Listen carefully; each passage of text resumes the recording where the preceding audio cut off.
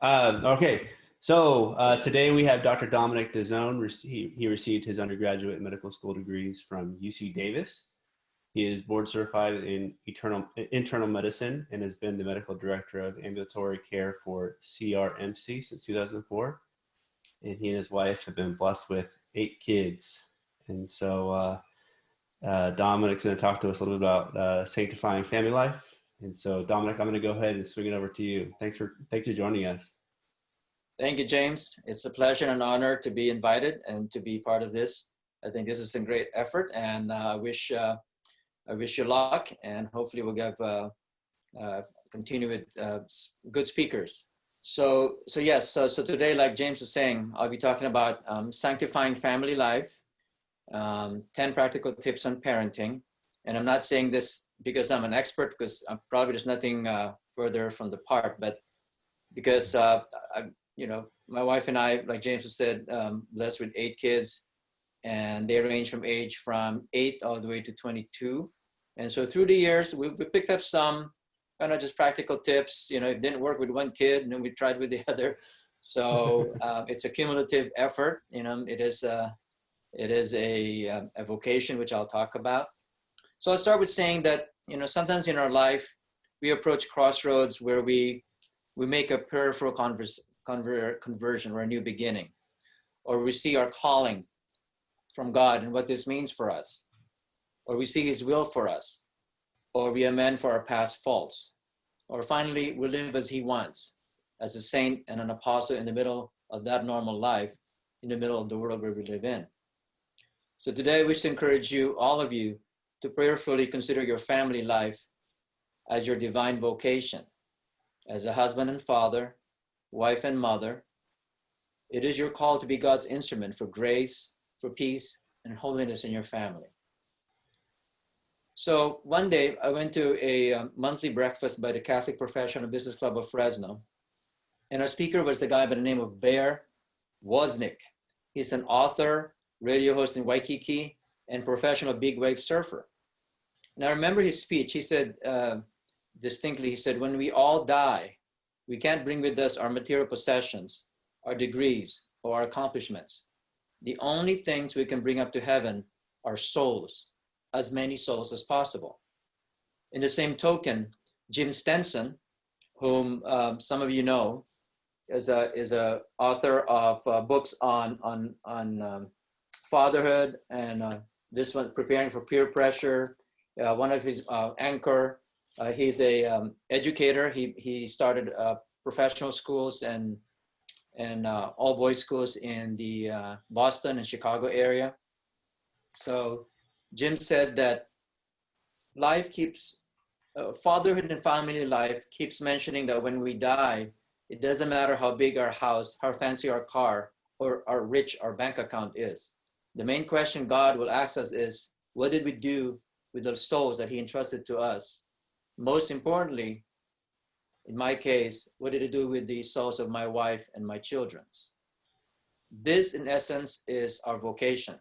Whether you're a young man with little children, or a middle-aged career woman with teenagers doing online education like what a lot of our kids are doing these days, or a mature man with adult children, or finally, a grandparent.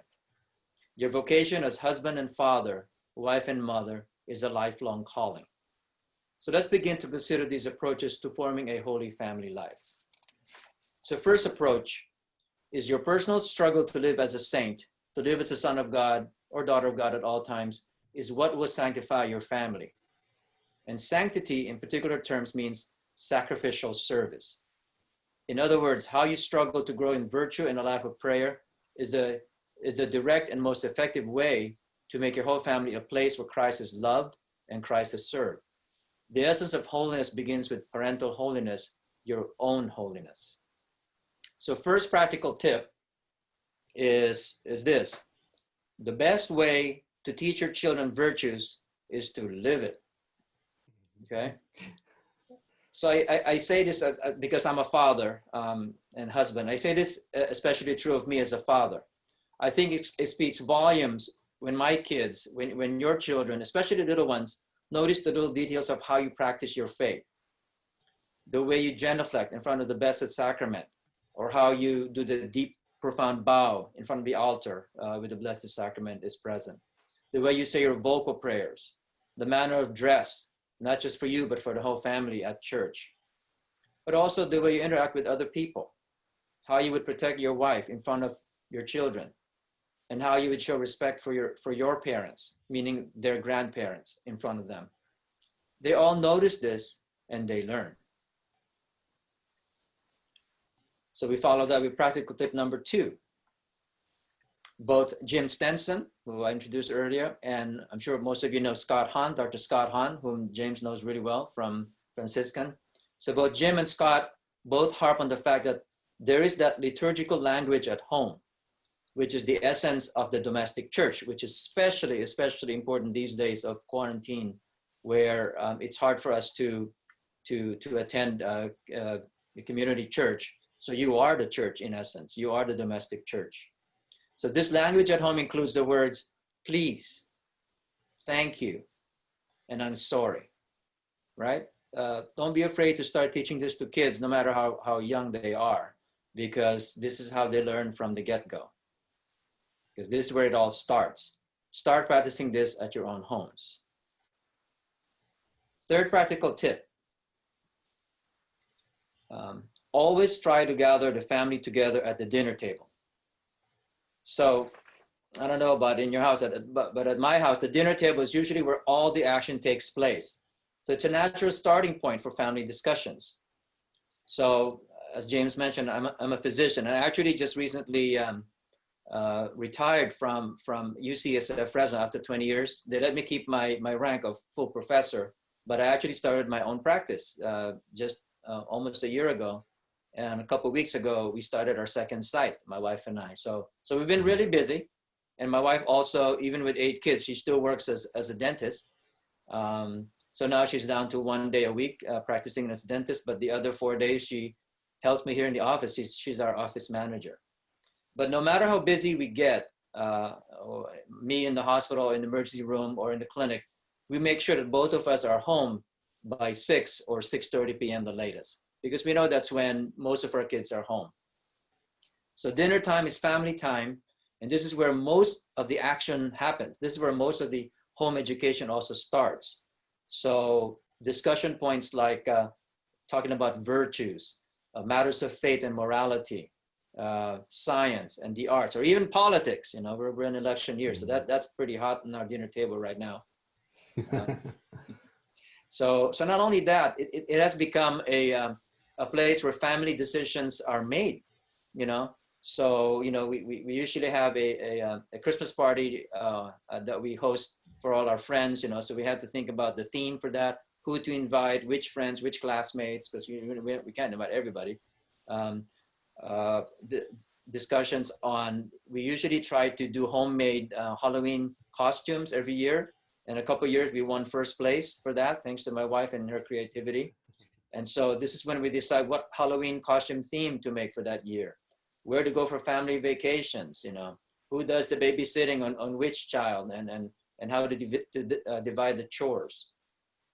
And naturally, tip number 3 also doves into tip number 2, where the liturgical language. This is usually where the liturgical language of please, thank you, and sorry is practiced. You know, when you so when you have a big family with 8 kids, one of the things that they say is if you don't act up right away, you're going to run out of food. You know, it's first come first serve with food, right? So if you want something passed, you got to use the liturgical language. You got to say, please pass the butter, please pass the rice, or whatever. So it's a perfect place to practice the liturgical language. Otherwise, you're going to starve. So that leads on to practical tip number 4, which is perform acts of piety together as a family. Okay. So again, talking about acts of piety, Dr. Scott Hahn has a nice CD that he published, you know, I think about 10 years ago on this, where Scott mentions that it is good for the whole family to live the faith together, but even better to enjoy and celebrate the faith together. So besides birthdays, he recommends celebrating days of baptism, the days, I think most families probably even forgot the days when their child got baptized. So for us at home, not only do we celebrate those, we invite the godparents to come by to celebrate with us. Because that's, the godparents were there. They have to, right, to be baptized. So we invite them over and we just sing, songs. And yeah, we celebrate feast days of the saints, so that's a very important occasion. We go on family pilgrimages. So we have the month of October coming up soon, it's almost September now. So in one more month, it's a great time to do a act of piety together as a family. Talking about that, praying the Holy Rosary. So it's one of the norms of piety that we advocate for in Opus Dei in the work. So it's good to at least be able to say this on your own, but better yet, maybe just once a week or so, try to gather up the whole family. Of course, it's for us in our family, it's voluntary. So usually the kids get a mandatory voluntary thing to join. But you'll be surprised when the little kids join, the older kids end up joining later on, kind of towards halfway, because they feel kind of guilty. But one of the tricks that I learned from a good friend, Father Leo, it's like one of the backpacking trips in Lake Tahoe many years ago. He would do the rosary with all these kids, and he would ask for each decade, ask one of the boys to recite a petition, before the decade starts. So what are you praying for, Joe? What are you praying for, John? And I use that with my family. So usually the youngest one starts first. So Michelle, what do you pray for? Who do you want to pray for? You'd be surprised to find out they pray not for themselves, but they pray for other people, whether it's the sibling or a classmate or somebody who's ill. And it promotes virtue. It promotes why we're doing it, because we pray for others, not just for our own needs, right? So that's one of the good things that I've learned through the years that works really well. So in Christ is Passing By. So Christ is Passing By is one of the books of Saint Josemaria, the founder of Opus Dei, where it's a compilation of his homilies. So he wrote there in point 23, he said, husband and wife are called to sanctify their married life and to sanctify themselves in it. It would be a serious mistake if they were to exclude family life from their spiritual development. The marriage union, the care and education of children, the effort to provide for the needs of the family, as well as for its security and development, the relationships with other persons who make up the community, all these are among the ordinary human situations that Christian couples are called upon to sanctify.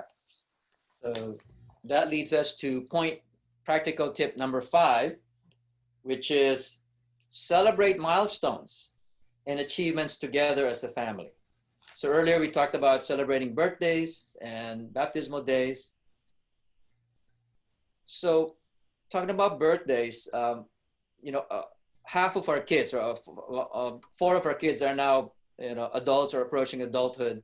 And, when we have birthday celebrations, it's getting harder to get them to be there, right? Because they're all going in different directions.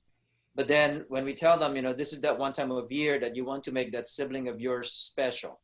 So no matter where they are, no matter what they do, they realize that sometimes them being present there for the birthday dinner is even more important than them getting any birthday gift. And you can tell from the younger one, when their older siblings show up, that they appreciate it. They appreciate it. So this year we had 2 graduates. This has been a very difficult year for graduates, and we jokingly call them the class of COVID-19, even though it's class of 2020, right? So one graduated from high school, one from college. So we knew we were sad because they couldn't, march, they couldn't celebrate with their friends. So we did something, at home, just my wife and I and the kids. We decided to do something in the backyard. All the kids were there. We decorated the whole backyard, put some music on, had a little bit of our own march, graduation march. And we can tell that they really appreciated our graduates. And they celebrated with the people that met most of them, their family. So something simple like that, you got to celebrate no matter how, we didn't have to go to a fancy restaurant or, buy fancy gifts. It was just being together. And you can even celebrate doing chores together. So one of the things is, my daughter's been away for 4 years, so she drove her car back from Dallas. She went to University of Dallas, and we decided the day after we had the graduation party just to wash all the cars together as a family, you know, including her car. And so that was so much fun. I mean, and it was just supposed to be just me and my oldest daughter, but the other kids ended up putting their car there and washing there. So it became a family event. And, you know, of course we sprayed water at each other and threw soap at each other, but it was just awesome being able to celebrate something like that. You know, it was graduation, the day after graduation. It's almost like it's a new rinsing yourself of the previous year and looking forward to another year kind of thing. And then finally, for point number 5, definitely take family vacations. So I think about 2 years ago, I decided to for a family vacation, we went to Alaska. And sometimes there's something special that happens in a family vacation that you don't want your kids ever to forget as they grow on, as they have their own kids. So I decided to do a journal. So 2 years ago, I started a journal. Every time we go on a family. And the reason I did a journal was there was something special that happened during that vacation whereby we had to go, we went on a cruise, right? But we had to go to Sunday Mass. And there was no Mass whatsoever in that cruise. They said, well, there's a, what do you call it, ecumenical celebration. But then, no, we really wanted to go to Mass. But then the ship captain said, well, there's a high chance you're going to miss the cruise, the whole cruise for like 10 days if you're not there like 30 minutes before they departed. So my wife and I, you know, had to make a decision. We said, no, I think it's worth, we gotta go to Sunday Mass. So we did. This was in Canada, and we after the Mass, we try to make it. When we just, okay, if we don't make it, fine, you know, that's God wanted. But lo and behold, you know, when we were almost gave up, there was a big tour bus in our back, you know, and they will not leave a big tour bus because there's like 100 people. So you know, when God closes you know, the door, he opens the window, right? So that's something that I wanted to write for our kids, to say, you know, this is a lot more important than missing a cruise. So celebrate milestones. So the second approach I wanted to also mention is we are called to be a source of peace and joy in our family and to live the perfect charity of Christ. To live the perfect charity of Christ. When I hear this, again,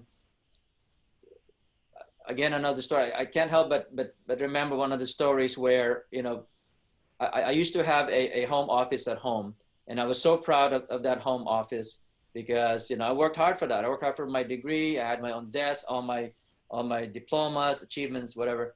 It was on the second floor. And then my son was, I think, about 9 or 10. And my wife said, it got to the point where he needed his own room, right?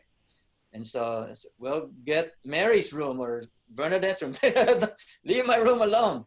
But then I brought it to my prayer and I said, okay, fine. If that's what God's will is, I'll just go ahead and relinquish my room. So at least she gave me the second floor mezzanine, right? And I was able to keep my desk. But of course, all my achievement, everything all went away because he had to take the room. But then by doing that, it turns out that when I'm in the mezzanine, I have a very good bird's eye view of the whole house because it was the second floor. So I knew at the corner of, even when I was doing my work, I can see my son in the corner of my eye. He was playing video games or doing his homework, right? And downstairs, I can see if my kids were studying or watching TV. And then guess what? They all started coming up next to me and did their homework next to me. And so by being outside of my office, I became more a part of and more available for my family. This is when they were really all young. And that's the saying that God is never outdone in generosity. So if you practice charity at home, yeah, charity comes back to you. So that therein is the sixth tip, is practice charity understanding at home, because it always comes back to you 100-fold. One of my favorite in the New Testament sayings is St. Paul's letter to the Ephesians, chapter 5, when he said, "Husbands, love your wives as Christ loved the church and gave himself up for her, that he might sanctify her, having cleansed her by the washing of water with the word." And then, of course, who can forget about Hymn to Charity? I'm not going to read it, but the Hymn to Charity from St. Paul, chapter 13, where he said that love is patient and kind, Love is not jealous or boastful. It's not arrogant or rude. So husbands, love your wives. Wives, love your husbands. Um, that's really the essence of sanctifying family life, of good family life. The third concept and the last concept I want to introduce or talk about is lead your children to love God above all things. Lead your children to love God above all things. So um, that segues to practical tip number 7 is don't be afraid to show love and affection towards your spouse, sometimes even in front of kids, because believe it or not, your kids will be looking for it. So a year ago, I have pictures in the back. We went on a beach family vacation, and we decided to get a professional photographer to start taking our photos. And they took like 500 pictures, and we can only afford to pick, I think, 22 of them. And we let our kids pick the photos that they liked for us. So of course they can have the individual photos. But strangely enough, there was one photo where I was kissing my wife on the cheek. So I said, kids were, a lot of them were teenagers. They're gonna be so queasy about that. But guess what? That's actually their favorite. They wanted to make sure whatever they picked that was it. Because for kids, no matter how old they are, seeing affection, seeing that you and your wife are solid, that relationship is solid, gives them security, makes them feel a whole lot better. And one of them, my 16-year-old, even took that photo and made sure that it was my screensaver on my iPhone and in my wife's iPhone. So every time we open our phones, we see ourselves kissing each other, my wife and I. So that's tip number 7. Don't be afraid to show love and affection towards your spouse. I remember I was giving a talk in one of the circles in Clovis, and we were talking about sanctifying ordinary work. Our work is important. Our work is where we also give glory to God, right?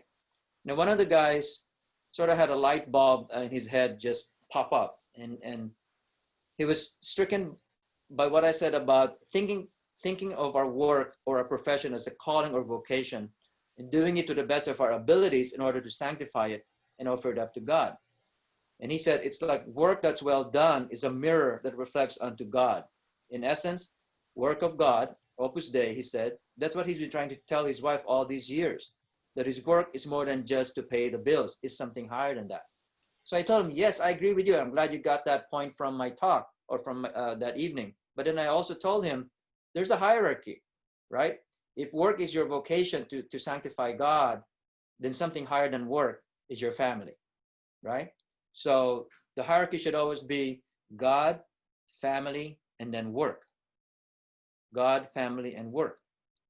And that, in essence, is the 8th practical tip, is don't let professional work get in the way of the family. That's why I said work is important, but family should always be more important than work. That's why I said earlier, no matter how busy my wife and I are at work, at our own professions, we try to make sure that we get home 6 to 6:30 for the family dinner. So, because that's where we practice the liturgical language. The last 2 tips are more on the practical side, so I'm just going to go mention them next to each other. In this time, so tip number 9 is very practical. It has to do with the use of the internet and the media, especially now that we're quarantined, social distancing, and doing online education. So one of the issues, concerns, questions we usually get from our friends here is how do I teach my children to practice safe and conscientious use of the internet, the computer, knowing that it's also a place for them to do their educational work. So in our house we have really young kids, grade school, we have high school, and then we have college. And one of the things that we practice is when you will they will need access to laptops or computers for sure to do work, but anytime they have access to the internet, we always make sure that so we have a small family room where we put a desk for, I don't know, about 4 desks or so. If they will have the internet, that the computer is always facing facing outside where you know what they're looking at, right? I know these times it's kind of getting harder because they have to be on Zoom sessions, but that's always the case. Every time you have access to the internet, your screen should always be visible to everybody else. Number one. Number two, for the kids that are not adults, always tell them, do not ever bring any piece of equipment, whether it's a phone, laptop, or computer, into your bedroom. When you go to your bedroom, it's only to do your work, reading a book, doing an essay, whatever, where there's no internet. So a rationale for that is, when they're on the internet, they're exposed to basically the whole universe, right? Sometimes at best it's a waste of time, but most of the time it can be harmful, because we tell them there are people out there who are there to harm you. And the analogy that we give is, that daddy and mommy, we don't just always invite any stranger right off the bat to go into our front door, not knowing who they are or their background. Same thing with the internet. You don't just invite anybody that you want to invite. You want to know, that they're there for a purpose, that they're there not to harm you. So that's one of the things is, anytime they're less than 18, always, when they use the internet, always put it in a public place. Last and final tip is also a practical one. And that has to do with, don't be afraid to say no to help your kids practice humility and charity. That's when they ask for stuff. They ask for things, right? Sometimes saying no means you love them, right? So again, on the dinner table, it's not too uncommon for our younger kids. We let them go to a Catholic school here in Clovis. It's called Our Lady of Perpetual Help. So our kids are exposed to other children who have a lot of resources, right, to be able to afford the tuition there. So, often I would get this comment from my 6-year-old. He's saying, "Daddy, Joe in my class, his dad drives a Ferrari and he changes it every 3 years. And now he drives a Tesla. How come you just drive a family van?" And your family van is not even new. It's 10 years old. So, I mean, what do you say to that, right? Or things like, my kindergartner, a lot of her classmates already have their own iPhones and iPads and whatnot. So for our kids, our rule at home is we don't let anybody have a smartphone until they're 18. So after they graduate high school. So it's rough because they always ask us, but we always say no. And, kids, if daddy says no, they go to mommy and, they try to play that game, that trick. But sometimes saying no means that you love them and that you care for them and that you want them to practice charity, humility, and detachment. And so I end again with this passage or saying from St. Josemaria's Christ is Passing By, where he mentioned, "If I were to give advice to parents, I would tell them, above all, let your children see that you are trying to live in accordance with your faith. Don't let yourselves be deceived. They see everything from their earliest years and they judge everything. Let them see that God is not only on your lips, but also in your deeds, that you are trying to be loyal and sincere, and that you love each other, and that you really love them too." Well, thanks very much for listening. Thank you, James, for inviting me today. Yeah, that was awesome, Dominic. Thank you so much. Do you have time for a few questions? Of course. Okay. One of the things that I was wanted to ask is, what is something that's crucial for you as far as keeping things running smoothly with family life? So, is organization really crucial for you, or, what is something that really is important to keep things running smoothly? Yes. So if any of you come to our house, between the kitchen and the dining table, which is very close to each other, we have something called the battle station chart.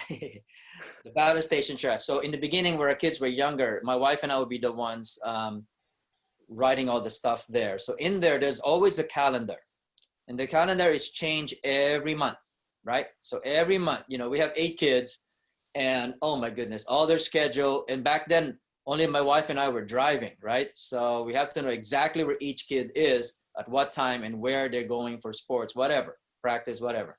So we know exactly what each kid is doing.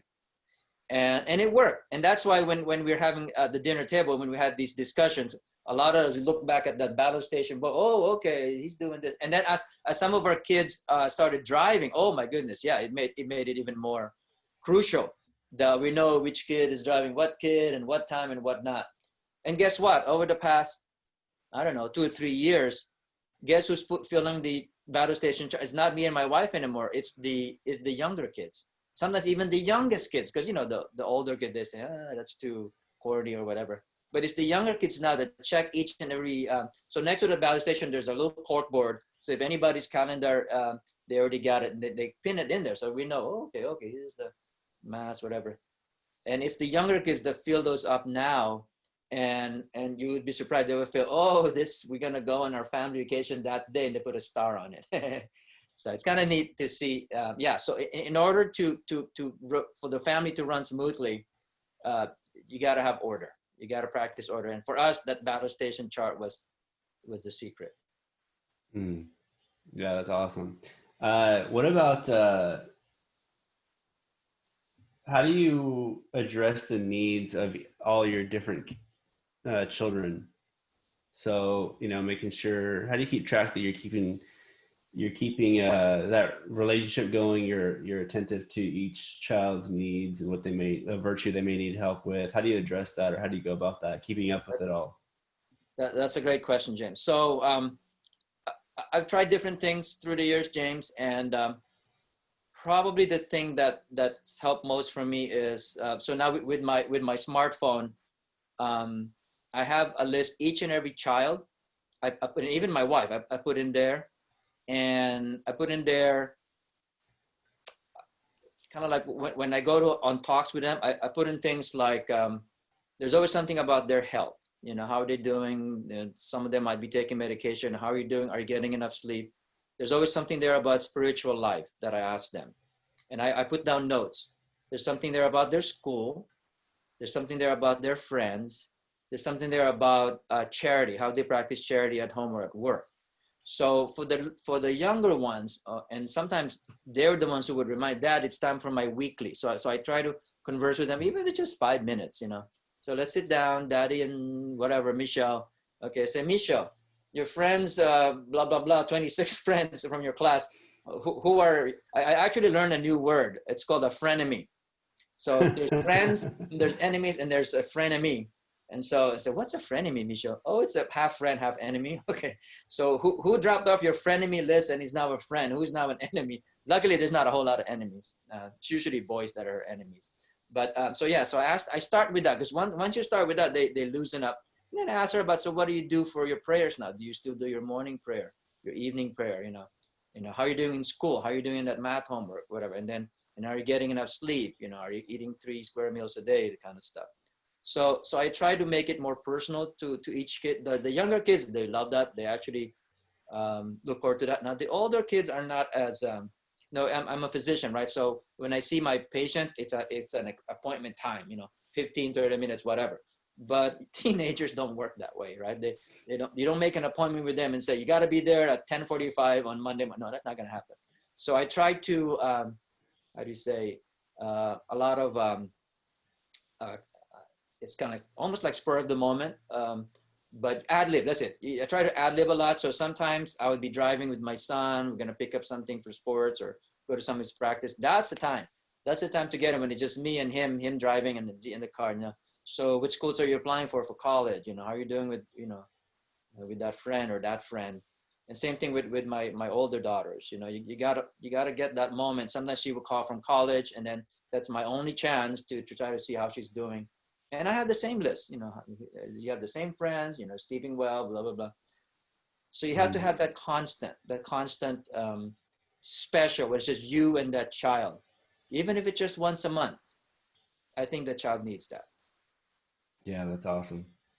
How do you go about talking to your children about where babies come from? So luckily I only have one boy. So with the 7 girls, I leave that to my wife. No, just kidding. So, Well, yeah, I mean that you gotta be as natural as possible. You, like I said, you don't make an appointment and start talking about the birds and the bees. You just try to, like, so when I'm in the car with him, I ask him, so how's you that female friend? How are your relationship with them? Is that purely platonic? Is blah blah blah. But believe it or not, actually on the family dinner, I mentioned that sometimes we have quite a few topics, and as our kids grow older, sometimes the topic can be as how do you say, profound as abortion, could be profound as practicing abstinence. And so at least we broach a little bit of that on a safer, more like a communal type of a thing. And then once we want to zero in, we do the personal, which never is an appointment. You just grab the moment and talk to your child about Yeah. So it's very natural. it. Just natural. Just if my son might be studying biology, and they're talking about the first the digestive and then the excretory, and then they start talking about reproductive. So we approach it from the scientific level, true, and then we get a little bit more personal. Yeah, that's cool. Do you have any tips on interruptions while you're working or doing a task at home? How You to mean how to handle interruptions well, like when you're doing professional work at home or family work or or any type of task you're working on at home or doing, and you know the interruptions that come along. You know. from the children? Yeah. Mm-hmm.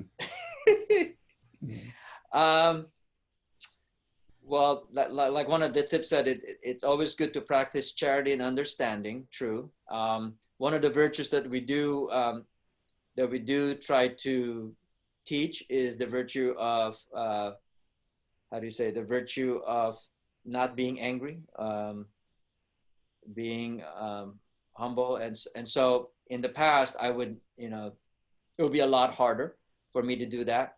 And Mm-hmm. so so when I know I'm full of emotion and I get angry because I'm being disturbed, um, I just kind of just lay still for about 10, I 10 count to 10 seconds, and then, okay, how can I help you, kind of thing. Uh-huh. So yeah, it happens. It happens at work. It happens at home. And so you just try your best, not to yell at the kid. You try your best and to understand. There's a reason why they're asking you something, because they really need some help. Yeah. That's good. What about how to spend money? How to be a good steward. How do you decide? How to be a good steward of finances? Correct. Great question. So so we do have resources. Having more children, true, it does cut on your resources. So like the 10th tip that we said, don't be afraid to say no. But when it comes to finances, we always tell our children that indeed we don't give any of our children allowances. That doesn't happen. So if you want to save for something, you got to earn it. You got to earn it. And there's several ways. In fact, now it's even better with our own practice. So at home, if they do chores that are beyond what is easy, washing dishes, that's free kind of stuff. We have a sign. But if there's any project that needs to be done outside in the yard, we offer this. This is how much we're going to pay you for cutting the rose bushes. This is how much we're going to pay you for mowing the entire lawn. And then they save. And then actually at a young age, we do start them an account, not a checking account, but a savings account. So we tell them whatever they save from doing chores or doing neighbors' chores, they put into that savings account. And then we'll tell them that there's three things that you want to save for. You want to save for the future. So we always tell them college, something to save for. We want to save for something that you really want to buy, usually not something big. And then you want to save for church. So three things that they want: for the future, something you want to buy now, and then for church. And then when we go to church, we ask them before we go when we go to the car, to the family van, that they actually get from their whatever they have at home before they put into their savings account, and then bring it with them, even if it's just 25 cents or just the part of them putting tithe, putting something in the church the basket is spiritual. It also is also very liturgical. So we teach them to stay right from a very beginning. We don't give them free money, so to speak. And I think one of the best, how do you say, one of the best, one of my daughter who was on her way to college, uh, one of the best things she's mentioned at the dinner table, she said, you know, I know that our family has resources, but I think we spend our resources well. That we don't just spend capriciously or waste our resources. So yeah, so we teach them, they gotta save, and they gotta save from hard earned work. Yeah. So how do you go about, buying something for the home or, yeah, yeah. How do you decide? How do you and your wife decide what you're going to spend on, or if it's a need, or if it's just something that we want? Correct.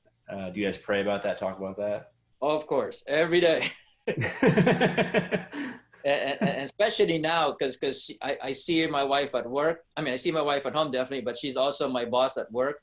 So we do it more than we want. But yeah, it's always what we need. We always have a budget. We have a budget for everything. We really try to stick to our budget. And what we're finding out now is when we stick to our budget, we save more. We can actually save more to put not just for the kids' colleges, but also to grow the practice or for home improvement. And that's the other thing. Once we buy something for the home, we make sure that we maintain it well, right? So I mentioned the thing about washing the cars, and most of our cars are secondhand when we bought them, but we managed to keep them this long. One of them is 270,000 miles, and the only reason you can do that is if you maintain it well, you keep it well, and you use it well, and you clean it well. So we tell our kids that, when we buy something, true, we save for it, we buy good quality, but then once we buy it, we always maintain it, because that's the way of practicing, believe it or not, practicing poverty, is not just to waste whatever you bought, and keep it really well. Mm. Yeah, that's great. That's awesome. I have a few more for you, if that's okay. Sure. Okay. Uh, what about children or family members who have different personalities than you? How do you approach that? uh, yeah, I think that's inevitable in our family. So great question. Well, for me, I know my wife has a different technique, but for me, I think doing the personal talk, whether it's weekly or monthly, does help, because that's when I know, how each child is different. So there is a thing as punishment, right? So true. I know we didn't go over there, but we didn't go over that for today's tips. But sometimes we vary the punishment based on the gravity, and this is from Jim Stenson's books as well. So we use a lot of if somebody, we already told them multiple times, and if they did something where they disobeyed it, didn't do it properly, we put the in Vietnamese we call it dung tung. We put them on the wall. That's their timeout. We make sure it's in the wall. They're facing the wall. It's super boring. You can't be there on the wall watching TV or listening to music. It's nothing going on the wall. And then we ask them until you know exactly what you did and you sort for what you did. Only time you can leave that wall usually takes, I don't know, 5-10 minutes. So that's when they did something that they're not supposed to do. Then the upper gravity, I mean the higher level would be if they did something that actually put themselves at harm or hurt somebody else, put somebody else at harm, their sibling, their friend, whatever. So if they're young, they put their finger on their outlet, and they can get electrocuted, or they almost burn the house, kind of stuff. So that usually requires something more than just the timeout. That usually takes away something that they really like, or give you something that they don't like eat more vegetables, or take out more time with TV, time with internet, whatever they like doing, or less chocolate, whatever. So that requires a little bit more mortification if they put themselves at harm or harm somebody else. The third level is when they actually, the highest for us is when they disrespected somebody of authority, whether it's a parent, and definitely a grandparent. I mean, that's definitely a no-no in our house, and or a teacher, or a supervisor. that usually requires them coming to mom and daddy's bedroom and spending at least half an hour to 1 hour with us. Talking about the whole thing over again. Usually there's somebody who cries, and just usually the child and my mom, my wife. But that's when it gets, oh my goodness, all that. So anyway, so that's how we deal with personalities when it gets to the point where if they keep doing that, they either harm themselves, harm other people, or they don't end up practicing the virtues. So there's different levels of punishment. So when you give a rule, do you explain the rule, why you're giving the rule every time? Yeah, and you'll be surprised. Even in the youngest children, it's always good to tell them why they're not poking Peter in the ear or something, or poking him in the eye, or when they're on a bicycle, why they always have to wear a helmet, because they don't wear a helmet, they fall down and they have a subdural hematoma. So sometimes they have to be that specific, You're gonna have bleeding in your head and you're gonna die if you don't wear a helmet. So we gotta tell them, we have to walk them through the rationale, to the ultimate why they have to do it. I see. Okay. Wow. Well, this has been great. Thank you so much for taking the time for this talk and for joining us. Yeah. I enjoyed it. Enjoyed it a lot. You take care. Good luck. All right. You too. Thank you so much. Sure. All right. Bye-bye.